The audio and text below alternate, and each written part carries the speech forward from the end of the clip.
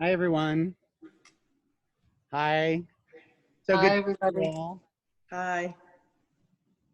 I'm just going to take a minute and just welcome everyone. I want to welcome everyone who's watching. And I'm Dominic Lapierre of the Lapierre Showroom. This is our installment of the What's New, What's Next program, organized by the New York Design Center, called Creating Calm and Diverse Spaces. And I'd like to thank the New York Design Center for a really impressive month-long celebration of design. Um, it's really been, it's an incredible program. They really did an amazing job. And today we have with us the incomparable Wendy Goodman, author and design editor of New York Magazine. We're really honored to have you, Wendy. Welcome, and thank you so much.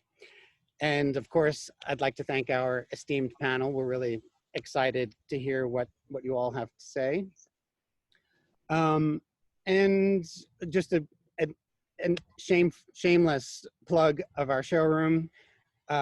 We are fully operational now. The New York Design Center is open by appointment only, but we welcome all visitors. We're there Monday through Friday, 9 to 5. And of course, we can accommodate your schedule if you can't make it during those times. We'd love to see you, so please come in and see us. I know I'm very excited to hear what you all have to say. I'm sure it's going to be really inspiring to me, and I'm sure our viewers would much rather be listening to you guys than to me. So I'm going to, with that, pass it over to Wendy, our moderator for today's panel discussion. Thank you all so much. I really appreciate it. Thank you, Dominique. It is my honor to be with everyone today. This is one of my favorite events in the whole year. And I'd like to introduce our wonderful talent that's with me. Anthony Watts is the founder of Layer, a lifestyle company devoted to what he calls living decor, botanicals that add an extra layer of luxury. Prior to establishing Layer in 2019, Anthony held editorial roles at Elle and Details magazine, and he was a senior executive at Saint Laurent, Burberry, and Dean & DeLuca. Rachael Grochowski is the founder and principal of RHG Architecture and Design, a boutique award-winning firm that works on distinctive residential and commercial projects from hospitality to retail. As a licensed architect and designer, Rachael is passionate about creating spaces that not only evoke calm, but also focus on the wellness of the user through materiality, floor plan textures, color, biophilic integrations, and sustainability. Elena Brower is a rock star. She is an internationally known yoga teacher, aromatherapy expert, and global leader with doTerra essential oils, as well as a best-selling author. Her first book, Art of Attention, has been translated into 7 languages, and her second book, Practice You, inspired her acclaimed podcast. Her third book, Being You, will be released in early 2021. Elena is a former textile designer and New Yorker, and she now calls New Mexico her home. So today we are on screen, as of course all of us are these days. Normally we'd be in the beautiful Lapierre showroom, but this gives us all an opportunity actually to see these beautiful photographs that all of our panelists will be talking about, to explain just how we can embrace our homes in a completely kind of new way to bring calm and soothing environments. So we're going to start off with our first question about just the fundamentals of basic design principles. How is design much more than just being pleasing to the eye? Rachael, what are your thoughts? Thanks, Wendy. And first, I just want to say what a pleasure it is to be here with all of you discussing this topic, because it's something so dear to me.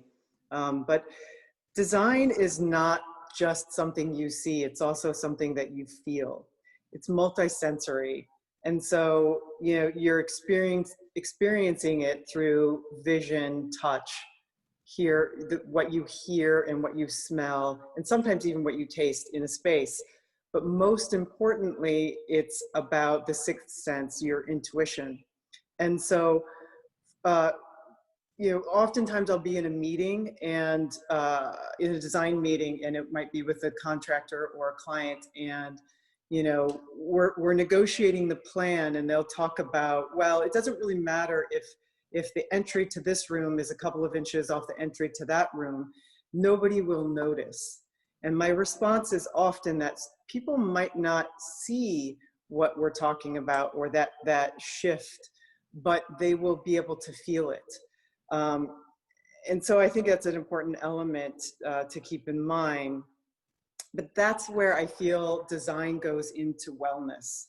So when you're creating calm spaces, it's important that they're easily understandable, that they bring in the elements of nature. So earth through wood, stones, fire through fireplaces, or even cooking, water through obviously our plumbing, etc., and air, the windows and the door openings.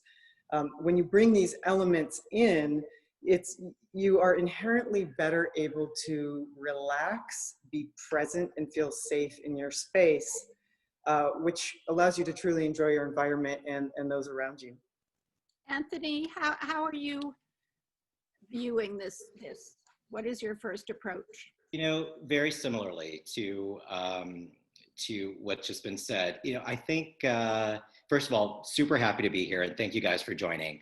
But I think what you feel when you walk into a room or space is hugely important, and it's something that everyone perceives very differently, right? I always think about the way people feel when they're on vacation. And I put up these slides here of images from beach and from a lake, because, we think about what people use as their screensavers. That's a good way to look at it. So oftentimes, it's always either a picture of your kids or maybe your pet, but a lot of people have as their screensavers pictures from vacation. People post pictures like this on Instagram all the time because they make them feel good. So as it relates to interior design, and as it relates to like a practical application of this, is bringing nature inside to your home. And plants are a perfect way to do that. And even if someone doesn't necessarily have a green thumb per se, there's tons of ways that you can bring plants into them, and tons of types of plants that you can bring into your home that don't require a lot of maintenance. There are also really good health benefits to plants. So we know that they absorb carbon dioxide. They also emit oxygen, which is really good.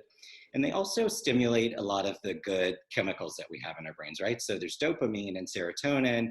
Just looking at plants for a lot of people just makes them feel good. And even caring for plants will help to, I think it's oxycodone, I think it's, or oxytocin, I think that's the chemical.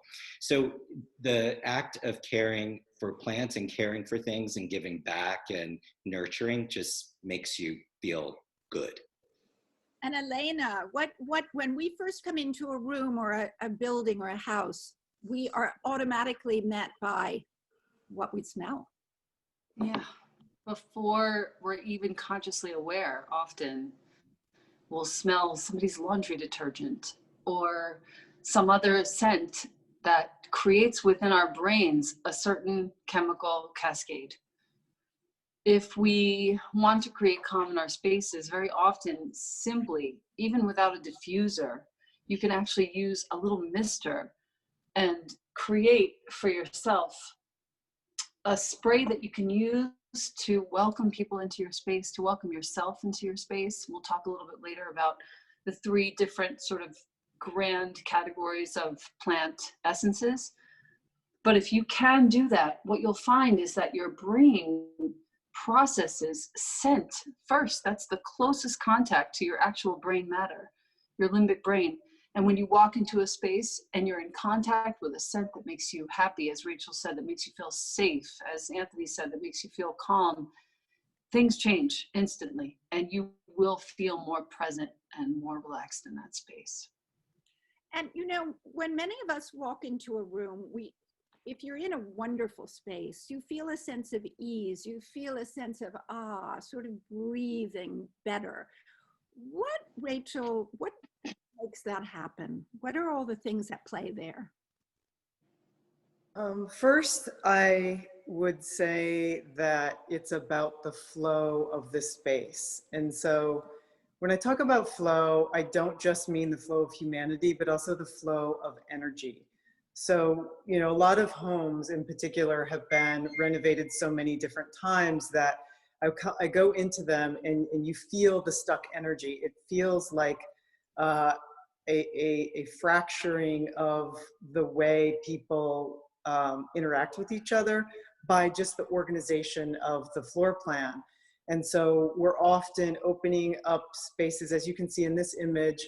We're in the foyer and you are looking through the living room into the library, and it's almost like the visual is like pulling you through. It's telling you how to navigate the space, and that's true with energy too. The other piece is when you have a cohesive design. So again, in this image, you can see that obviously we have a very strong color as the foyer rug. Then we've got a floral in the middle room that harkens back. And then in the library, it's a lilac colored fabric on the chair. And so when you repeat in a delicate or balanced way, either color or texture or materiality, again, here, the handrail, the fireplace is also steel. And then we use steel again in the kitchen of this house and on the third floor. So that ties it all together. There's a familiarity as you move from room to room, even though they have their distinct elements. And then going, the other piece is symmetry. So symmetry is, you know, most familiar to our brains from nature. And so when we see something with symmetry, again, in this case, you can see that the built-in is almost symmetrical, and the, you know, balancing the two chairs on either side, it's very easily understandable. That also creates a sense of calm. Fantastic. And Anthony, when you're thinking about the different vegetation and plants within an interior space, how do you kind of work that out? Well, I like to start with the approach. I mean, for me, the first thing that you see when you're approaching the space is the most important, because it's, you know, it's the first impression that you make, and it sets the tone for everything that follows. So if you live in a house and you have the luxury of being able to treat the exterior of the house with plants and foliage, I mean, that's a huge benefit. If you're in an apartment, that's obviously a lot more difficult to do, but the second that you go into the room, or into a space, it's really nice that you have some element of living decor. I actually would even go in further and say, you know, every room is a room, right? And every room, in my opinion, should be treated and should be considered, and you can always find something to add to help with that goal. So the pictures you're looking at now are of a foyer. I think when you set the exterior of a space, obviously that influences everything on the inside, as I said before. You can play with scale and with color, and it doesn't matter, you know, if your house is more traditional or more contemporary. Just to make sure that you are, whatever that thread is that you're starting outside, you continue it in every single room. Beautiful.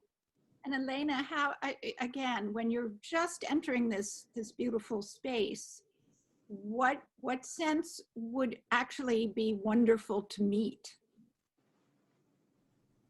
So I'm going to be speaking kind of generally, 3 different categories. We have trees and woods, we have florals, and we have sort of leaves and stems, that sort of thing. What I'd love to think about is, when you have somebody walking into your space, what exactly do you want to evoke? When I walk into my space, what exactly do I want to evoke? For now, to be relevant, since we're all at home, What is it that you love? So trees and roots, they're all very stabilizing, grounding. I'll give you some examples: sandalwood, cedarwood, spikenard, vetiver. Those are also very soothing too. Copaiba, myrrh, black pepper. And I've been playing with blends for 20 years, so I really go crazy and I think, oh, I would love a little bit of tree and a little bit of leaf, a little bit of floral. When it comes to leaves, those are all monoterpenes, alcohols, phenols, aldehydes, esters, ethers rather. These are very clarifying. Think about what a leaf, like when Anthony is speaking about the plants, and we're looking at pictures of flowers and plants. Leaves are very clarifying. They perform the function of oxygenating our air. Think about that. Protecting, also soothing, also restorative. Some of these: tea tree, thyme, marjoram, oregano, eucalyptus, lemongrass, petitgrain, wintergreen.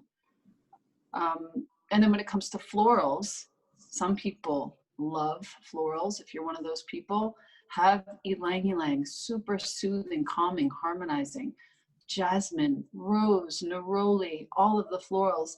When you walk into a space and you're a fan of a floral and you're greeted with a floral into your nose and your brain instantly has a reaction, a response, which is harmony, safety. Beautiful. Oh my gosh. That is such a history lesson of scent. Or fabulous. There's so much. I have so much more here. You can't. I have like sheets of all the chemistry. Sure, I love that. You would die. Another wonderful thing that we want to talk about is the importance of the seamless connection between indoor outdoor. So Rachael, tell us how we can. I mean, this beautiful photograph shows exactly the best possibility. This is a super big element for me in my design. And I think I thought about it a lot, especially now where many of us have been inside so much. I think that the connection, the blurring of the line between inside and out is so important because, you know, ultimately we are nature. And so shelter, homes, structures are really about protection. So I think, you know, inherently we want to connect with the earth, with the outside. And so again, we are often using, as in this image, walls of glass or framed views. In here you can see sort of this reflectivity. So it's not just that you're seeing, you know, out the window, the reflection of the outside also exists within this light fixture. So again, in the framed view, you could be at the front door, but you can see all the way through the house, or you could be looking down a hall that ends in a framed view that might almost read as an art element. The other way is bringing nature inside. And so you'll see in, I think, the next image. So when you're using, again, the earth elements, bringing in wood, in this image, you can see this table, you can see the rings on the wood, you can see the age of it. Other places might be, you know, through stone. Just last week I was at a stone supplier and I looked down the alley, so it's all set up in alleys, and there was this beautiful slab that started out black and then was gray and then some other colors, and it got to this like crystalline white and then back to the black. And as I looked at it, I was thinking about how I was looking at history. And so when we bring these natural elements into our home, it's integrating the history of the earth, and it's the history of humanity, really. It's our own history. So that's where it contributes to our sense of calm. So beautiful. Anthony, tell us more. Tell us more. You know, I'm so inspired by listening to Rachael and Elena. I can't even tell you. So, you know, it's so funny, this conversation, because so much of it is really about the way that you feel, right? And nature, just for most of us, just makes us feel a heck of a lot better and gives us a tremendous sense of calm. I started this company just a couple of months ago, and I started with plants for a reason. And that reason is because they do make you feel good. And there's such a fundamental building block for me for design. And it's the easiest way to bring nature inside. It also gives you the ability to switch it up, switch up the way a space feels throughout the year very, very easily. So, I mean, you could always go and paint a room, you can change your furniture, you can reupholster something. But like scent, it's something that you can just alter very, very quickly. And because of that, it's such an easy way to add that good feeling to design and to bring nature inside. And again, I can't say this enough. Every room is a room, and every room should be treated. Elena, are there different scents for different rooms, for different, tell us more. So let's first address the person who's living in an apartment who doesn't have an outdoor space. I want to talk to that person for a moment. If you are in that position, as I have been for many, many years of my life, you are going to want to look at the darkest room in your house, whether it's a closet or a foyer or a tiny little area, and put citrus and floral there. Why? Because these have chemical compounds that are super uplifting. And how do you do that? Well, you can have a little clay bowl with a couple of drops of the scent that you drop in a few times a day. You can actually invest in a sweet little ultrasonic diffuser. Or, as I said earlier, you can make a little mist. And at several intervals during the day, you can just spray that room with that kind of scent to help that room feel more uplifting. If you have a huge open space, it's wide open, you can diffuse something like mint in the morning to lift and open and bring it out, but you wouldn't want to do that in a small space because mint is pretty strong. You could then later in the day think about doing some more soothing florals like lavender, the roots like vetiver, which will help bring the energy back down and help you go towards sleep. Bedrooms are different from bathrooms. So in bathrooms, I always have, and this is very, very practical, a blend that has a citrus, a mint, and something very protective like cinnamon or tea tree. And I'll use that in the toilet brush holder, in the toilet, around the seat. There are so many ways to scent the bathroom and clear it. When it comes to the bedroom, always the soothing florals, the roots, the things that will help me feel like I'm ready for sleep. And again, in the bigger rooms, the kitchen, for example, lots of citrus and mint, waking up, clarifying, all kinds of opportunities to use them in the kitchen as well. For example, in the dishwasher, you can splash some petitgrain or some orange in the dishwasher. It will make you so happy when it opens up and it's steaming this gorgeous plant essence. In the sink, in the shower, I love to put eucalyptus, especially around now, without making any sort of health claims.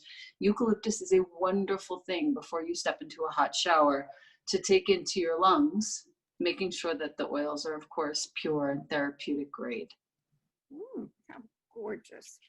Let's talk about scale, because I think proportion is such a major part of sort of how we perceive and feel emotionally about space. Rachael, tell us about scale and materials.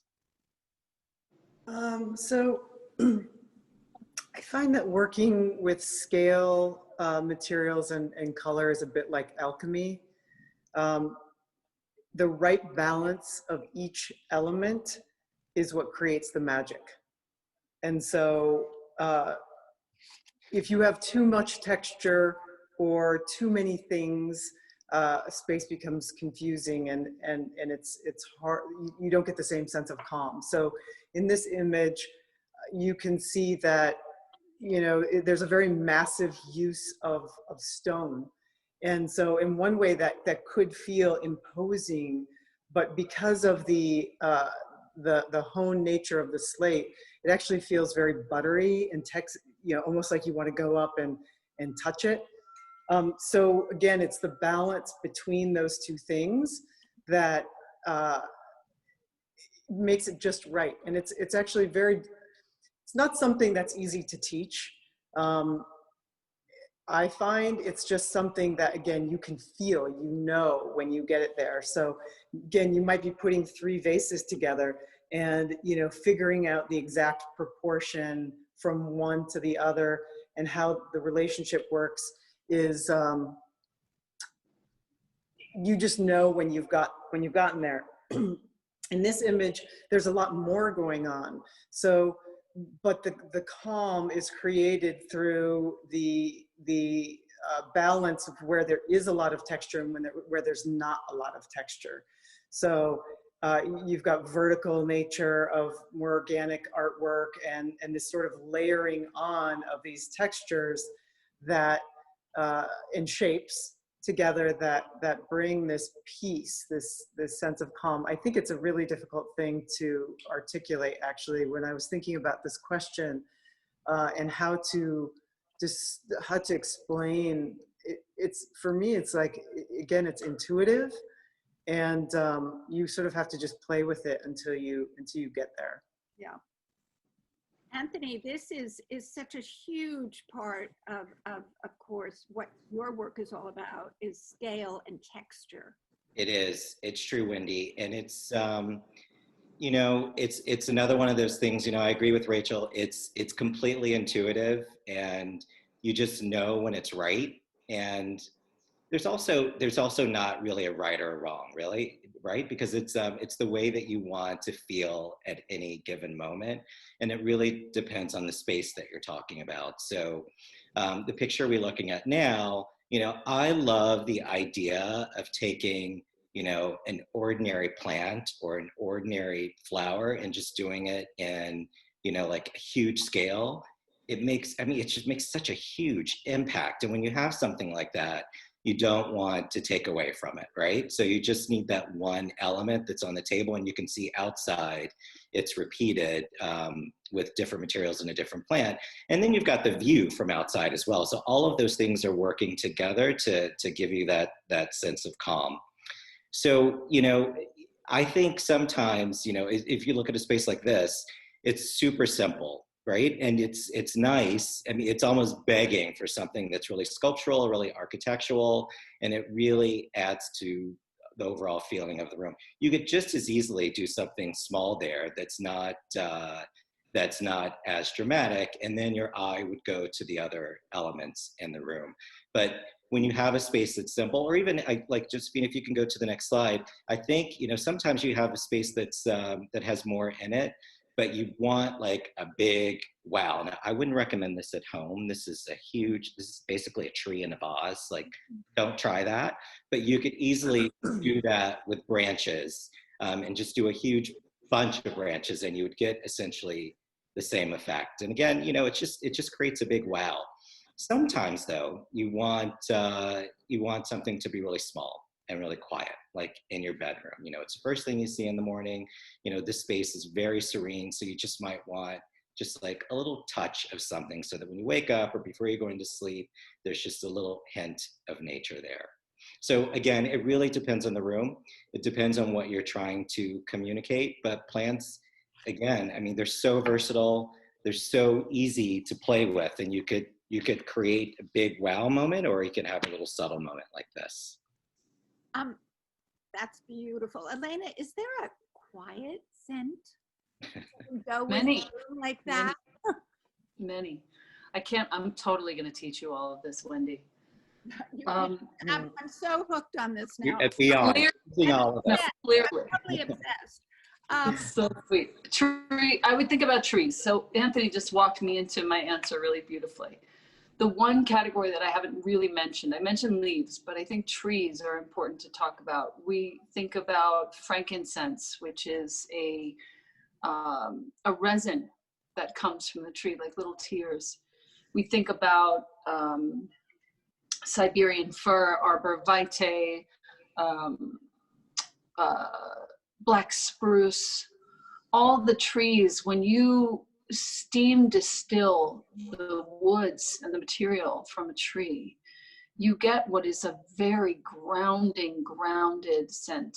And sometimes, even more so than the roots somehow for me. The blends that I have that are based in black spruce, that are based in frankincense, I was just playing with one just then, super grounding. When you wake up or go to sleep in the morning, those are really nice to have around. You could even, without a diffuser, put some on a tissue and slip it under your pillow.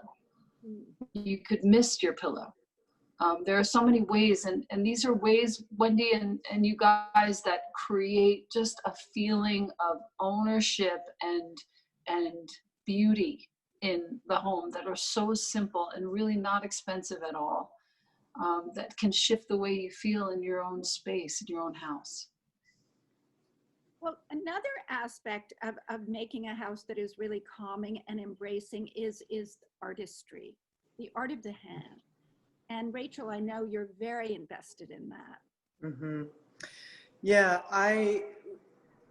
one of the most important pieces when creating the connections in the house is to work with artisans that we know or that we're going to get to know, whether they're creating a table or a vase or a custom finish on a wall. It's like the concept that when you cook with love, the food tastes better. And for me, I find that, of course, we try to educate our clients, if they're not involved in the process, on who these people are so that they are connected to the pieces as well. But there's this element that when you can recognize that elements of your home, and in fact your entire home, have been built by somebody's hands, there's a sense of connection, honor, gratitude. And when we can drop into that, it really allows us to be more peaceful and joyful in our lives. Absolutely. I'd love to add on to that as it relates to plants. I think the very act of really considering plants and elevating them to a design element. I mean, it's inherently, there's an artistic nature to it, right? So these are not like, when I talk about using plants as interior design, it's not like the plants that maybe your parents had, or maybe my mother had, for example. I grew up in a house that was filled with plants, and my mother's house still is, but it's very, they're not so well considered. I don't know if she's on the call right now. They're beautiful, and they make you feel good for sure. But she never used them to make. She never included them in her thought process when she was thinking about interior design. That's just a fact. When you think about them in that context, they require a lot more consideration, right? So you have to think about what type of pot are you using? Is it super simple? Is it something that's handmade? What type of plant are you using for a specific place? Do you want something that feels more traditional or something that feels more exotic? And all of that has to go along, in my opinion, with what your interior design scheme is. Another thing is, as I mentioned before, like playing with scale and just composition. I'm a believer in letting plants and nature be their true selves, especially with flowers, for example.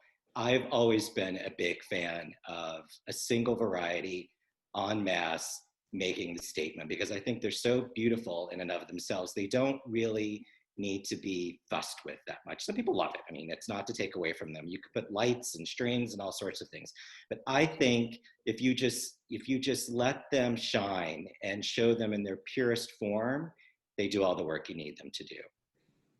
And that's a statement for sure. Absolutely. The other point, the other sort of moment in a home that does a lot for me, especially, are memory points, family heirlooms, things that have been collected, things that have memory attached to them. Rachel, speak to that a little bit. Yeah, we have a number of clients who have either been downsizing or right sizing or really just like recrafting their life. And what I often do first is I go through their current home to identify the elements that are meaningful to them. So whether they are family heirlooms or things they've collected during their travels or gifts that they've received, so that once we identify them and we move into designing their new home, we can have a place for them instead of creating a home and having to find a place. So you can see in this image that we have a display unit in the foyer, which was intended to be for some of this client's family heirlooms and collections. You can see a lot of pottery here.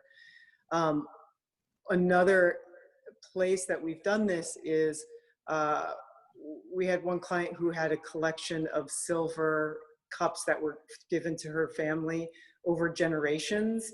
And we created a display unit that would organize the collection in a line. So it wasn't like there's just a bunch of stuff.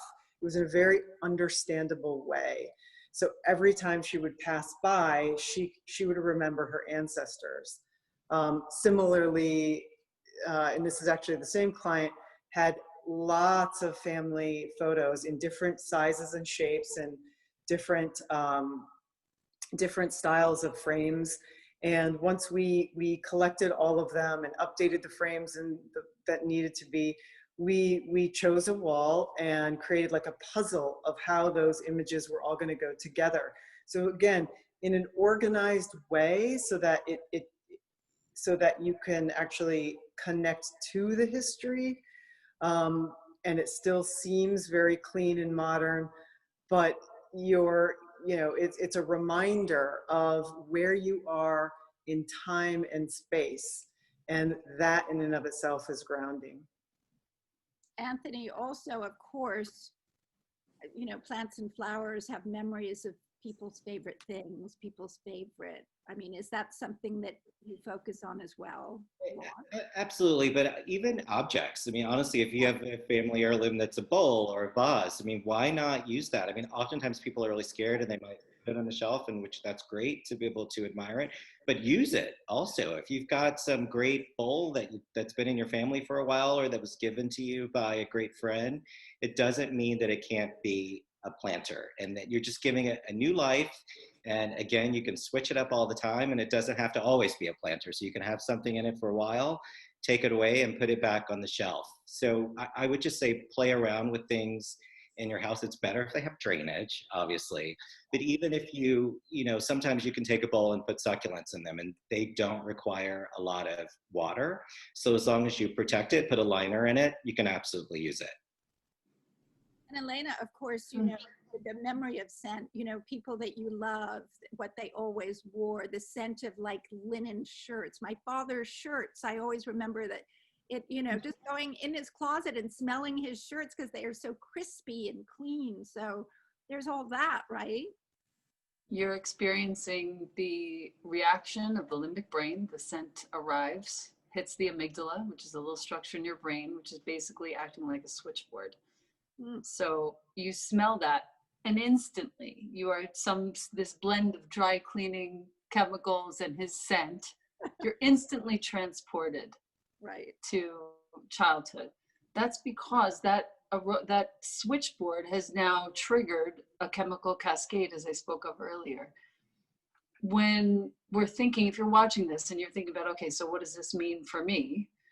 Think about what scents you loved as a kid.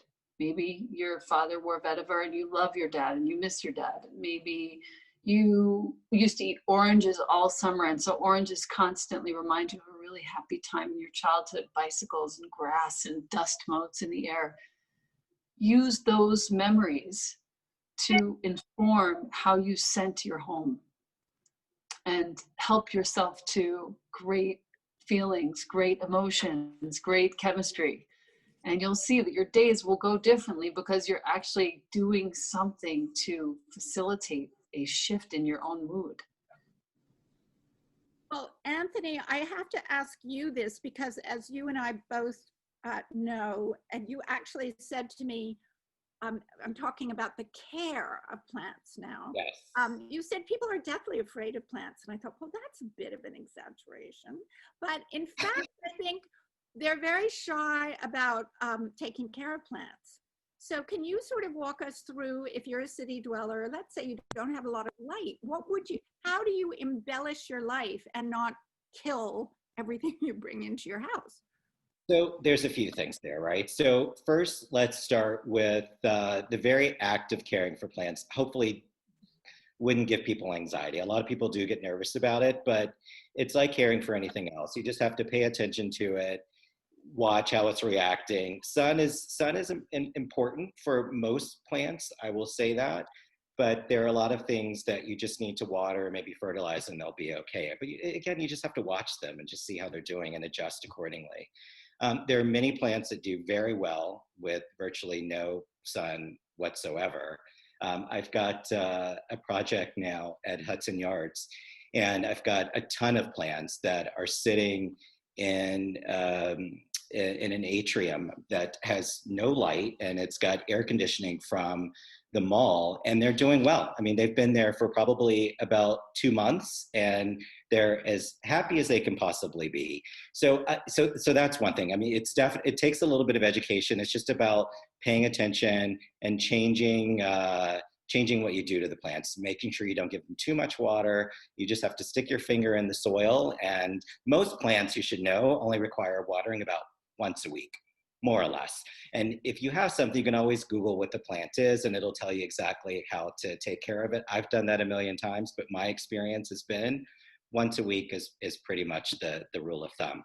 There's some things that they're going to, they won't live forever. Like take orchids, for example. I love orchids because it's, I look at them as being, a fresh flower that's going to live a heck of a lot longer than fresh cut flowers. So you can put an orchid in a space, and as long as it's in the right temperature, you could put them in low light, absolutely. But as long as they're not too cold, not too hot, you can really just leave them alone, and you've got fresh flowers in a space for a month, 2 months, 3 months. And we started, I came out to my house in March, the middle of March. I had a huge thing of orchids sitting in the kitchen. They lasted, I was shocked, but they lasted for 4 months. Which was such a treat because the world was coming to an end. There was so much doom and gloom, and a lot of people were going through a really hard time. And it just, it made me feel good to have something fresh and pretty and living just in the space. It just gives you a sense of calm in that way. Well, I know that we are coming sort of to our end, which is very sad, but I want to be able to have our viewers, who I'm so grateful for joining us. We've got 3 questions here, and I think I will give it over to our viewers.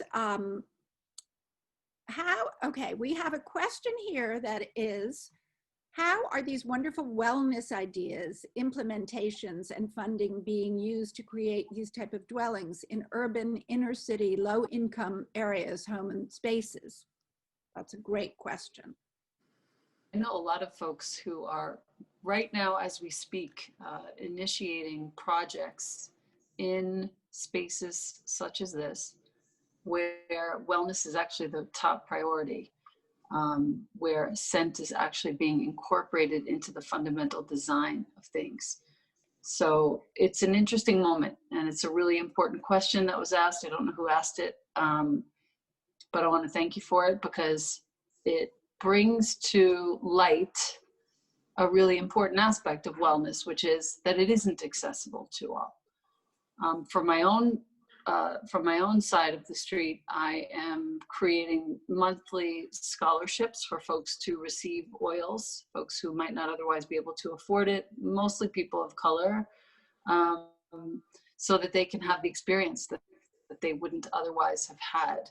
I make sure to create special educational opportunities for that population as well. And I think it's a conversation that we need to continue to have because we are long overdue in this realm. Yeah, and well, this is a continuum. Anthony, were you going to say something, or Rachel, to that question? Because this is from Stacy Johnson, who just asked that question. Thank you. And Stacy has asked also, her follow-up question is, how are you So encouraging? before you go to the follow-up question, I just wanted to add to that because, sorry, because I think, you know, obviously right now we're all diving deeper into the equity question and realize, you know, many people are becoming more and more aware of, as Elena said, access. It's interesting to me, over the last 5 years in my travels, I have noticed that there are more and more wellness communities that have been developed for really a wider range of individuals. So I feel like this is almost just coming to the United States in some ways. Like we went through this evolution of green materials where we were talking about indoor air quality, we're talking about getting rid of VOCs and recycled content, and all of that's still very important. This is the next layer. And for me, this is why this conversation is so important, is that the more we can talk about it, the more we can integrate these ideas for everyone. It's, you know, many of these issues are not, they're not exclusive. Like some of it is about the teaching of how you experience your own space. So while we want to integrate texture, color, aroma, greenery into our environments, it's also the ability to be present. And so that if you're having a glass of water in a beautiful glass, it doesn't have to be an expensive glass, you know, and you have a lemon in it, that you're honoring like each piece of it. And so there's also a training not only of design and space, it's a bit like, you know, designing your entire life. Well, Stacy Johnson, her follow-up question is also, how are you encouraging diversity, especially with the Black Lives Matter movement and many other minorities, when it comes to interior design, designers, clients, budgets, when it comes to wellness in living, working spaces, and those particular needs? And I will just interject for Stacy that Stacy, if you haven't gone to look at the website for the Black Artists and Designers Guild that was started by a wonderful artist, Melanie Barnett, there's so much talent there, and there's so much activity about just this exact answering this question. So that is just one thing that occurs to me off the top of my head. And I also feel very strongly that affordable housing has to go forward with all of these concerns and sensitivities, access to outdoors and bringing the outdoors in, and just having a clean and healthy place to live is just everybody's right, honestly. Couldn't agree more. What do you add to that? It's one thing, just as it relates to plants, it seems like such a simple thing to say, but one of the good things about them is that they're completely democratic. And if you're a dollar is a dollar these days, let's be real. And a lot of people don't have a lot of extra money or any extra money at all. But if you do, plants are an easy way to bring just a little piece of wellness and happiness into your life if you have access to them. I mean, you can get something for as inexpensive as $10, but it's really about education, right? And reaching out to communities that may not be aware of the benefits of things like that. And it's an interesting question, something to think about for sure.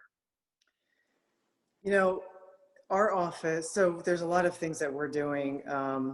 One is we have our own sort of list of businesses that we put effort to support, whether they're Black run designer, product suppliers or artisans.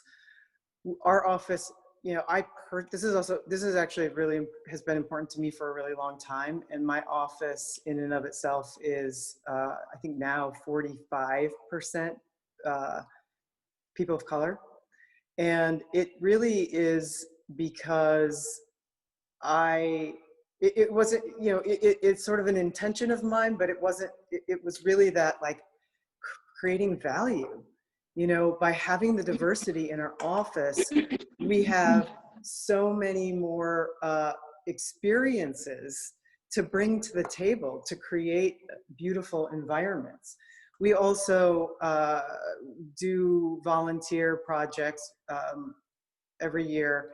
And so, or we have sliding scales in some cases, because when we get when we get a call from someone in Newark, we don't automatically say, we're not going to take that project, we're not willing to work with you. I actually had one woman in Newark who we did a small project for tell me the second I walked in the door, thank you so much for showing up, because I've called 12 other architects and nobody would come here.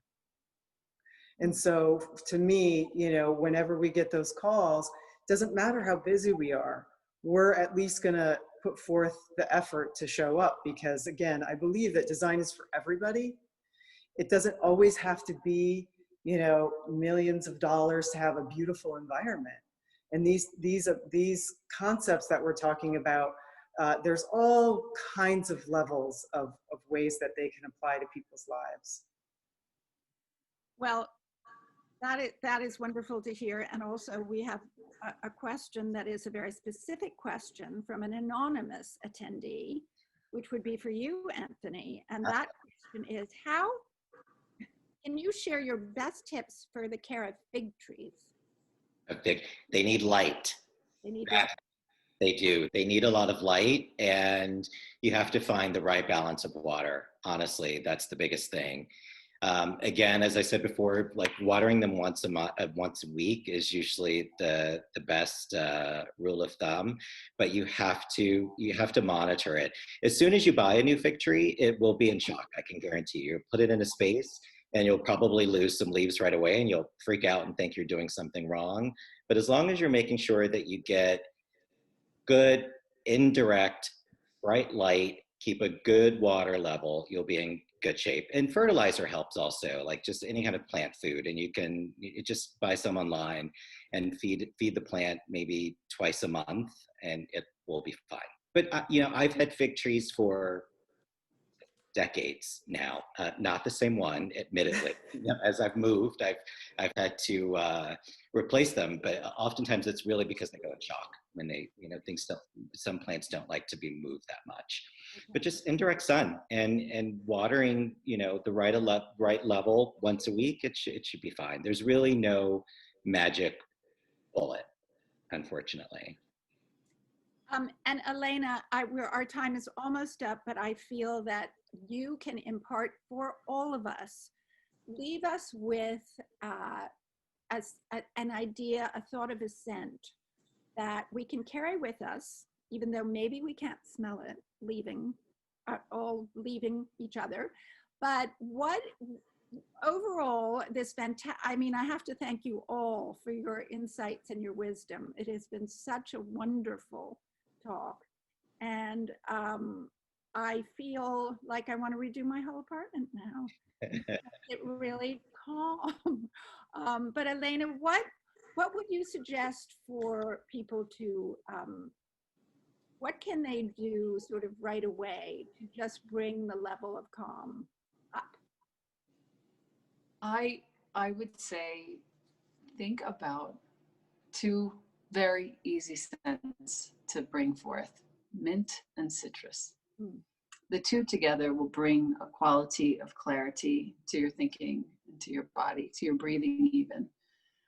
And then if you're willing and able to go deeper, go to the scent of the forest. Think about when you walk into the forest and how instantly whatever was happening in your life is suddenly gone. Your eyes are trained to all the different shapes of the leaves. There's a sense of peace in your body. There's a sense of being connected to the earth and ground. that's the kind of vibe and resonance that we want to create when we play with scent. It doesn't matter who we are or what our capacities are financially. Can we connect, as Anthony has suggested, and Rachel, to nature in a way that brings us into our own bodies a little bit more, and in that way be more present for whatever it is that's happening. We need to be present right now more than ever, more steady, more stable than ever. Well, I want to thank you, Rachel, Elena, and Anthony, and Dominique so much for this wonderful hour, and Le Pair, the showroom. We'll all visit it soon. And it has been a fantastic visit with all of you. So thank you, and thank our viewers, and hope to see you all soon. Thank you, Wendy. Thank you. Thank you. Thank you, Wendy. Thank you so much.